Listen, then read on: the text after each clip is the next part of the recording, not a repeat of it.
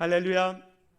오늘도 하나님의 은혜와 축복이 여러분과 여러분의 가정에 충만하시기를 주님의 이름으로 축원을 드립니다. 오늘 우리는 여호수아의 말씀들을 쭉 생각하고 있는데, 지금까지 여호수아는 가나안 정복 전쟁을 수행하고 있습니다. 지금까지 그 가나안 정복 과정을 간략하게 요약해서 살펴보면, 이스라엘 백성들은 출애굽해서 이제 가나안에 들어가는데 제일 먼저 1차 정복 전쟁이 가나안의 중부 지역을 점령하는 겁니다. 그래서 제일 먼저 요단강을 건너가고, 요단강을 건너가서 바로 앞에 있는 여리고성을 함락합니다. 그리고 아이성까지 정복하게 되지요.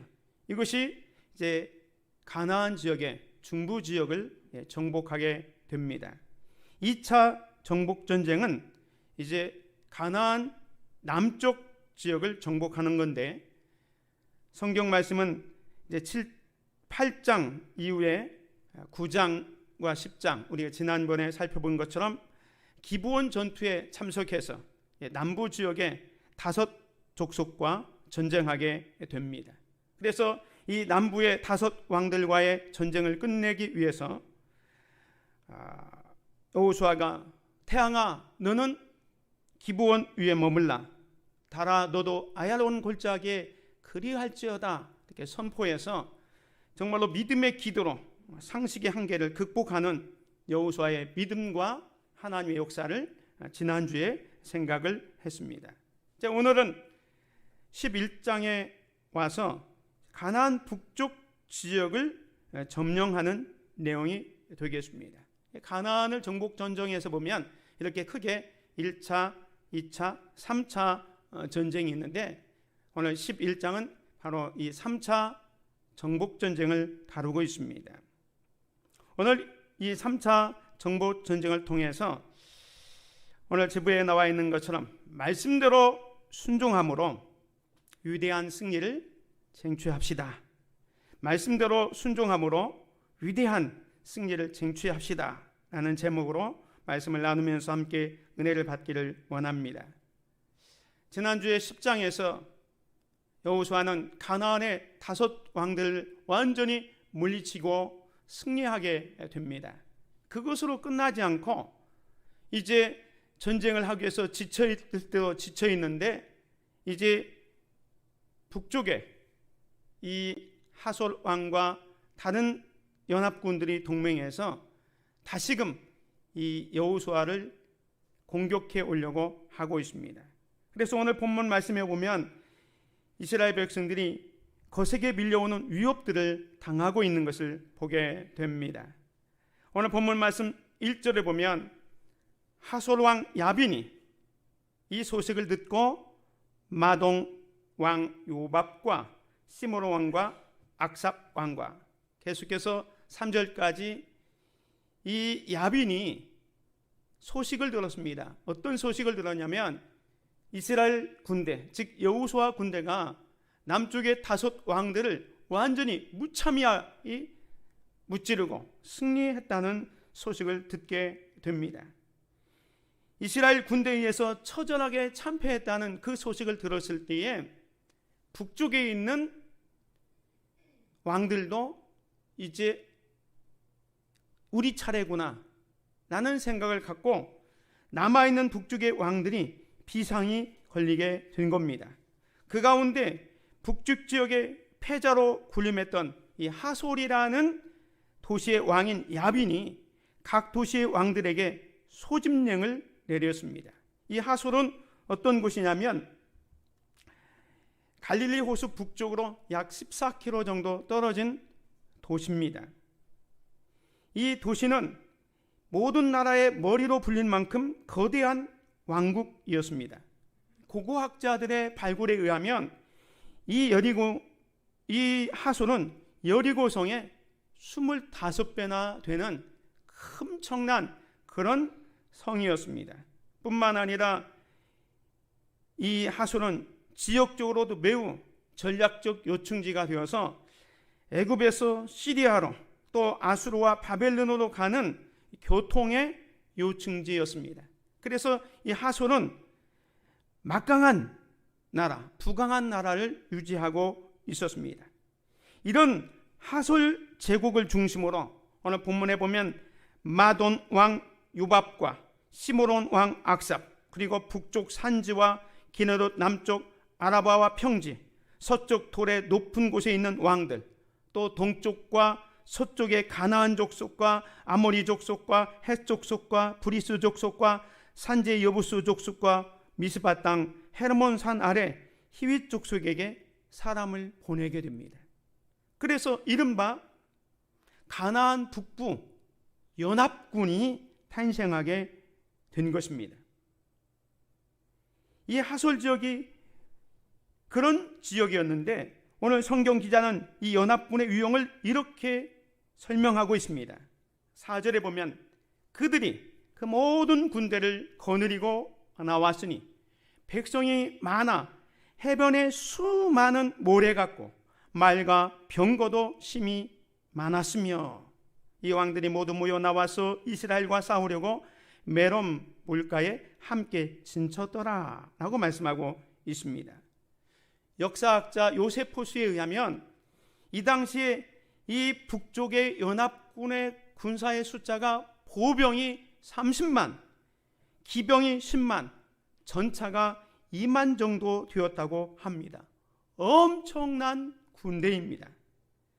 앞에서 남쪽 왕, 예루살렘 왕 그와 5 왕들과의 도시에 비하면 지금 이 연합군의 수는 그거에 비하면 어마어마한 숫자가 되는 것입니다.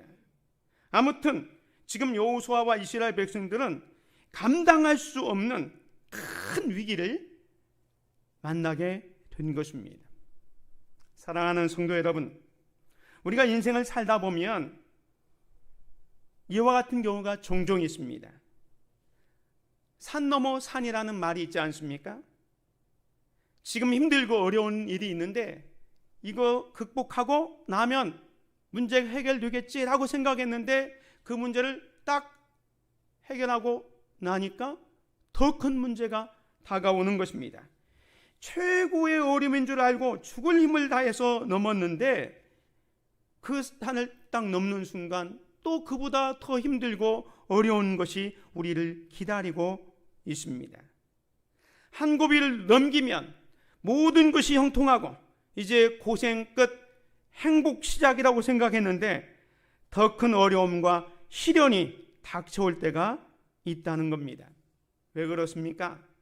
마귀는요, 우리 성도들이 편안한 것을 보지 못합니다. 그래서 상황을 더욱 어렵게 만들기도 합니다.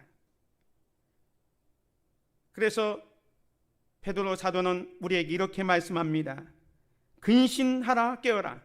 너희 대적 마귀가 우는 사자같이 두루다니며 삼킬 자를 찾나니 라고 했습니다. 오늘 본문에 나오는 하솔 왕 야빈은 사실은 마귀의 하수인에 불과한 사람이었습니다. 뒤에서 조종하는 것은 하나님의 백성들, 이스라엘 백성들이 가나안 땅을 차지하지 못하도록 방해하는 악한 사탄이 있었던 겁니다. 마찬가지로 마귀는 우리 그리스도인들이 이 세상에서 뿌리를 내리지 못하게 하기 위하여 온갖 방법을 동원합니다. 자기 힘으로 안 되면 우리 주변에 있는 모든 상황까지 다 동원해서 우리를 힘들게 합니다. 때문에 여러분이 인생을 살아가면서 크고 작은 어려움을 만났을 때, 이런 어려움이 또 지나면 또 다른 어려움이 왔을 때 왜 나에게는 이런 어려움과 이런 고난이 올까? 놀라거나 당황하지 마시기 바랍니다. 왜냐하면 그것이 정상적인 일입니다. 사탄은 믿음의 성도들이 평탄한 길을 가도록 그만두지 않아요. 늘 우리를 실현하고 또 어려움에 빠지도록 한다는 것입니다. 마귀는 언제나 우리를 이 세상에서 뿌리째 뽑아서 내쫓으려고 합니다. 그러나 하나님은 우리를 이기게 하셔서 우리에게 최고의 적합한 삶을 주신다는 사실을 믿으시기 바랍니다. 오늘 저와 여러분들은 위기의 산을 다 넘어서 여기까지 와 있습니다. 인생이 그렇습니다. 앞에 닥치면 도저히 감당할 수 없을 것 같지만 그 한 고비를 넘었습니다. 또 살다 보면 또 다른 위기가 있습니다. 그런데 또 다른 위기, 또 다른 어려움이 있습니다. 중요한 것은 사람이 감당하지 못할 시험을 하나님께서는 허락하지 않았다는 사실입니다. 그래서 우리가 기억할 것은 뭐냐면 우리의 싸움의 상대가 이 세상 사람들이 아니고 그 뒤에 있는 악한 사탄의 세력이라는 것을 우리는 기억해야 할 것입니다. 우리는 이 악한 세상에서 그 악한 세상 사람들을 이기고 더 나아가서 눈에 보이지 않는 마귀를 이길 수 있는 방법은 오직 믿음으로 나가는 길밖에 없습니다. 영적 전쟁에서 만나는 대적들은 누구도 만만하지 않아요. 이스라엘 백성들이 가나안을 정복하는 과정을 보십시오. 아이성 조그만한 성이라고 만만히 봤다가 거기서 패하잖아요. 오늘 우리는 항상 최선을 다해야 합니다. 영적 긴장감을 가져야 됩니다. 지금 편안하다고 편안함이 아닙니다. 언제 마귀 사탄은 우리에게 또 다른 시련과 위협을 가지고 우리를 넘어뜨릴지 모릅니다. 우리는 모든 삶 속에서 늘 깨어 있어야 됩니다.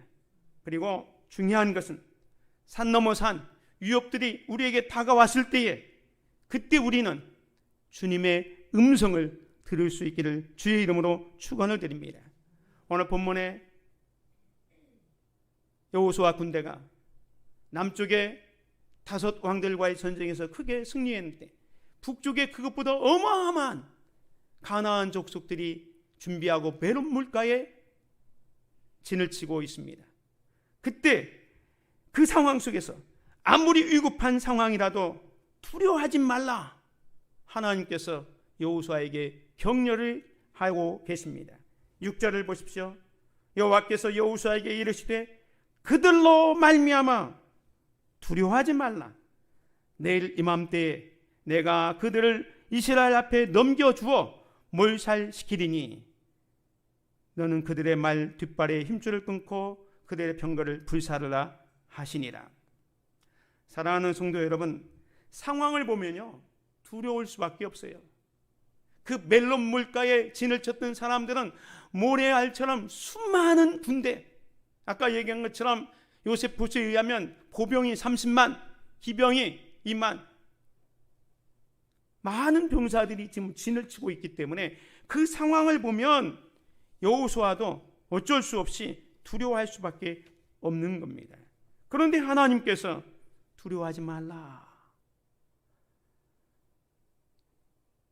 내일 이맘때에 내가 그들을 이스라엘 앞에 넘겨주어 몰살시키겠다라고 말씀하고 있습니다.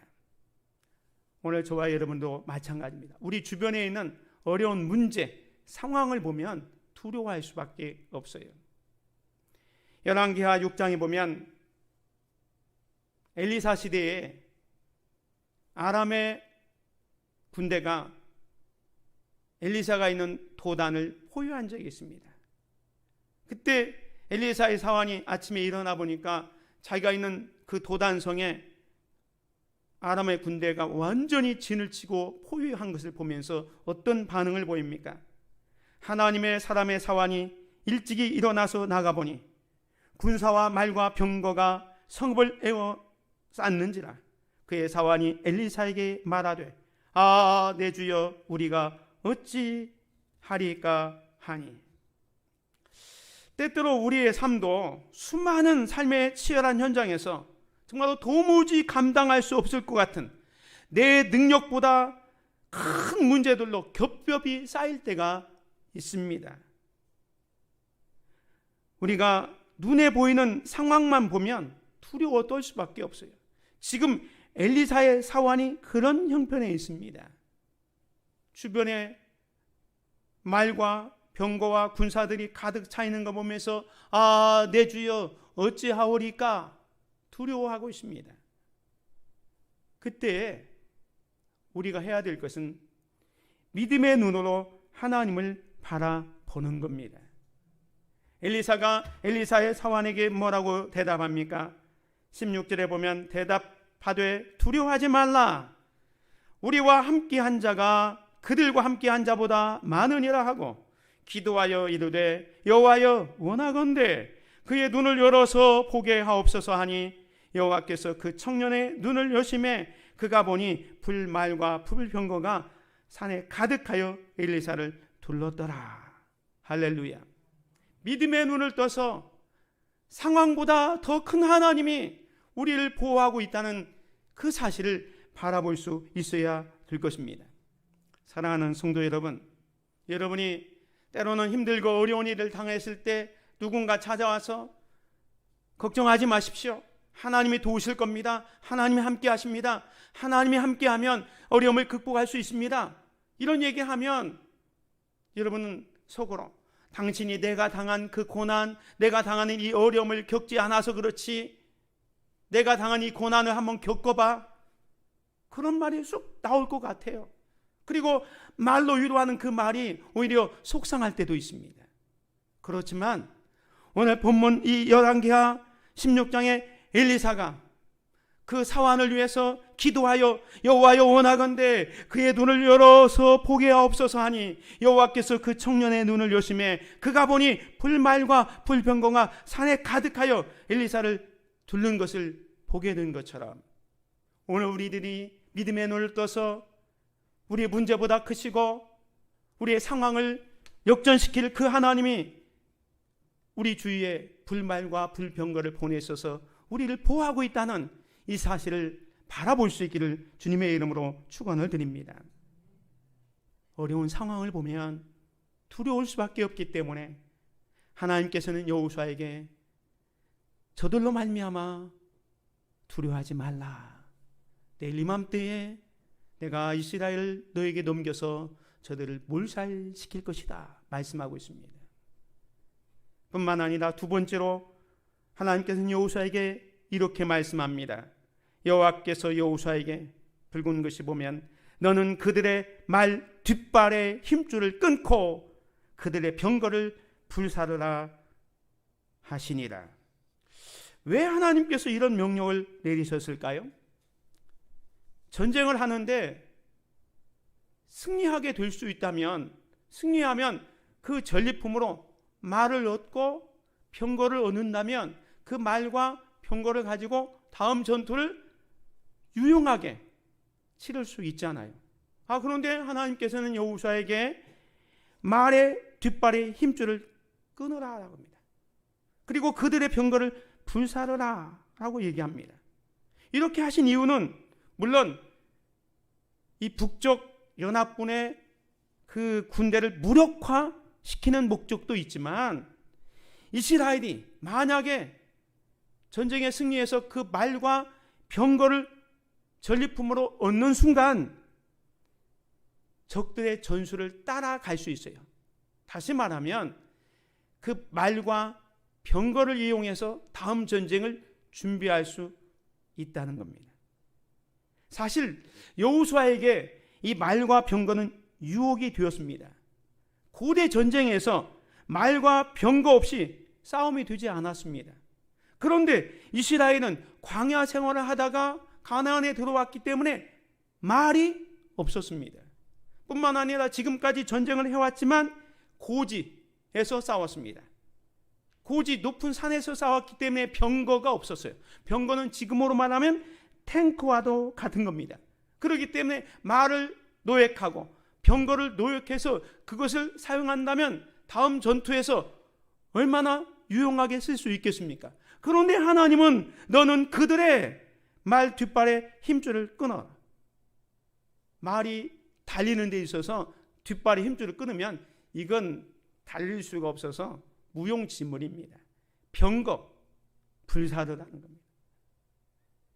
여호수아는 머뭇거림 없이 병거를 불사르고 말의 뒷발의 힘줄을 끊어버리게 됩니다. 왜 그렇습니까? 하나님이 그렇게 명령하셨기 때문에. 이 싸움의 승리가 자기의 능력이 아니라 하나님의 은혜로 된 것임을 잘 알았기 때문에 그렇게 한 겁니다. 지금 하나님께서는 여호수아에게 말이나 병거를 의지하지 말고 하나님만을 의지할 것을 지시하고 있는 거예요. 시편 20편 7절에 보면 어떤 사람은 병거, 어떤 사람은 말을 의지하나 우리는 여호와 우리 하나님의 이름을 자랑하리로다 라고 했습니다. 승리는 말과 병거에 있는 것이 아니라 하나님에게 있습니다. 때문에 하나님의 뜻과 위배되는 것이라면 가차없이 버리는 겁니다. 이것이 승리의 비결인 겁니다. 지금까지 이스라엘의 무기는 무엇이었습니까? 이스라엘이 전쟁을 할 때 무기는, 최대의 무기는 뭐였어요? 기도였습니다. 하나님 앞에 나아가 기도하면서 전투를 했을 때 승리하게 됐습니다. 근데 만약에 이번 전쟁에서 그 말과 병거를 노약해갖고 그 말을 취하게 되고 병거를 취하게 되면 어떻게 됐을까요? 그들이 기도했겠습니까? 물론 말도 가지고 병거도 가지고 기도도 하면 되지 않습니까? 이렇게 이야기할 수 있겠지만 사람이 참 간사해요. 뭔가 의지할 걸 있으면 병거가 생기고 말이 생기면 하나님 앞에 기도하기보다 말과 병거를 의지할 가능성이 더 많았던 거예요. 그래서 하나님께서는 지금 그 말의 뒷줄을 끊어버리고 병거를 불사르라 이렇게 말씀하고 있는 것입니다. 하나님 앞에서 가장 복된 사람은 누구냐?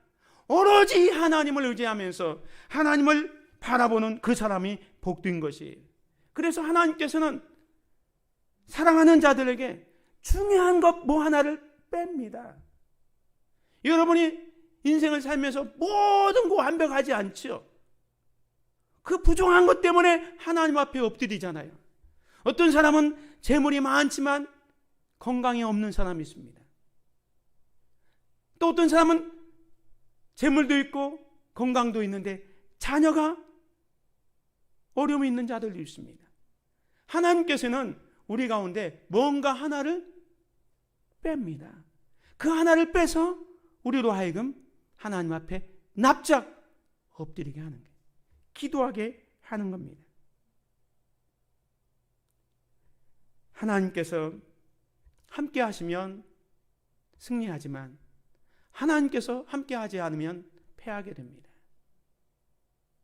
여호수아 군대는 하나님께서 말씀하신 대로 했습니다. 그래서 하나님을 의지한 결과가 뭡니까? 오늘 7절에 보면 이에 여호수아가 모든 군사와 함께 메론 물가로 가서 갑자기 습격할 때에 8절 여호와께서 그들을 이스라엘 손에 넘겨 주셨기 때문에 그들을 격파하고 큰 시돈과 미스롯 마임까지 추격하고 동쪽으로는 미스바 골짜기까지 추격하여 한 사람도 남기지 아니하고 쳐 죽이고 라고 말씀하고 있습니다. 믿음과 순종은요 모든 전술과 전략보다 우선입니다. 전쟁은 하나님께 속한 것이기 때문에 그렇습니다. 하나님께서 싸워주실 수 있도록 우리는 믿음의 사람이 되어야 합니다. 순종의 사람이 되어야 합니다. 믿음으로 반응하는 성도가 되고 교회가 되어지실 때에 그런 성도, 그런 교회가 승리하게 되는 것입니다. 저와 여러분들은 하나님만 믿고 의지하며 나아가서 승리를 얻는 귀한 성도들이 되시기를 주님의 이름으로 축원을 드립니다. 오늘 본문 말씀에 자세히 보면 이 승리를 가져올 때에 말씀을 통한 위대한 승리가 있었다는 것을 보게 됩니다. 오늘 말씀들을 쭉 보면 우리의 마음을 사로잡는 말씀들이 있습니다. 그것은 명령대로 행하여 라는 말씀이 계속 반복되고 있다는 거예요. 오늘 본문 말씀 9절에 보면 여호수아가 여호와께서 자기에게 명령하신 대로 행하여 12절 여호와의 종 모세가 명령한 것과 같이 하였으되 15절 여호수아는 그대로 행하여 여호와께서 모세에게 명하신 모든 것을 하나도 행하지 아니한 것이 없었더라. 20절 여호와께서 모세에게 명령하신 대로 23절 이와 같이 여호수아가 여호와께서 모세에게 말씀하신 대로. 이 말씀들을 보면 이 여호수아 11장 1절에서 23절까지 보면 반복되는 게 말씀대로 행하였다. 여호수아가 말씀대로 행하였다라는 말씀이 계속되고 있는 것을 보게 됩니다. 이스라엘 정복 전쟁에서 승리할 수 있었던 비결이 뭐냐? 말씀대로 행했기 때문에, 순종했기 때문에 가능했다는 거예요. 하나님의 명령이 이해되지 않아도 무조건 100% 순종해야 합니다. 사실 하나님께서 여호수아에게 명령한 명령은 어떻게 보면 잘 이해가 되지 않아요. 아까 말씀드린 것처럼 그들의 말 뒷발의 힘줄을 끊고 그들의 병거를 불러 살아. 하나님 그거 이용하면 전쟁을 더 쉽게 할 수 있습니다. 근데 하나님은 그걸 불사르고 말 힘줄을 끊으라 이야기합니다. 뿐만 아니라 거기 있는 군사들 다 잡아서 포로 잡아가지고 다음 전쟁에서 요즘으로 말하면 그 앞에 앞세울 수가 있어요. 그런데 다 진멸하라고 합니다. 이해가 되지 않지만 하나님이 명령하니까 100% 순종하는 거예요. 99%의 순종은 불순종입니다. 오늘 본문에 보면 하나도 행하지 아니한 것이 없더라. 다 순종했다라고 말씀합니다. 그 순종의 결과가 뭡니까? 23절 이와 같이 여호수아가 여호와께서 모세에게 말씀하신 대로 그 온 땅을 점령하여 이스라엘 지파의 구분을 따라 기업으로 주매 그 땅에 전쟁이 그쳤더라. 그 땅에 전쟁이 그쳤더라. 이 북쪽 전쟁에는요 하루아침에 끝난 게 아니에요. 우리가 시간을 따져보면 7년의 전쟁을 합니다. 그 많은 족속들을 물리치는데 하루아침에 끝나는 게 아니라 가나안 정복하는 데 있어서 7년의 전쟁을 수행하게 됩니다. 그 7년 동안 여호수아는 하나님이 말씀하시면 그 말씀 앞에 무조건 순종합니다. 100% 순종합니다. 그래서 승리하게 되는 거예요. 아까 말씀드린 것처럼 그 말과 병거를 취해서 얻을 수 있지만 그 사람들을 살려두어서 이용할 수 있지만 다 진멸하는 것. 하나님께서는 이스라엘 백성들을 가나안에 살아갈 때에 만약에 그 가나안 땅에 있는 문화, 사람들 그걸 다 남겨두면 그거의 영향력을 받아서 우상을 섬기고 그 문화를 따라갈까 봐 하나님께서는 다 진멸하고 하신 겁니다. 여호수아는 그대로 순종해서 그 땅에 전쟁이 그쳐더라. 다른 성경에 보면 그 땅에 평화가 왔다 이렇게 표현하고 있습니다. 우리가 원칙으로 삼아야 하는 것은 뭐냐면 하나님의 말씀입니다. 하나님의 말씀대로 순종하며 살아가는 것입니다. 그래서 오늘 저와 여러분들은 오늘 말씀을 생각하면서 힘들고 어려운 일, 위기가 닥쳐와도 두려워하지 마시기 바랍니다. 하나님이 여러분과 함께 하십니다. 세상을 의지하지 말고 오로지 하나님만 의지하십시오. 불가능하게 보이는 문제도 하나님이 해결하십니다. 그래서 오직 하나님의 말씀대로 순종함으로 위대한 승리를 쟁취해가는 저와 여러분이 되시기를 주님의 이름으로 축원을 드립니다. 은혜로우신 아버지 하나님 감사합니다. 오늘도 하나님의 말씀을 통해서 여호수아가 가나안의 북쪽 지역을 점령하는 과정 속에서 말씀대로 순종하고 말씀대로 행함으로 말미암아 위대한 승리를 얻은 것처럼 오늘 우리들도 이 땅을 살아가면서 크고 작은 많은 문제 앞에 두렵고 떨릴 때가 많지만 두려워하지 말라. 내가 너와 함께 하리라. 두려워하지 말라.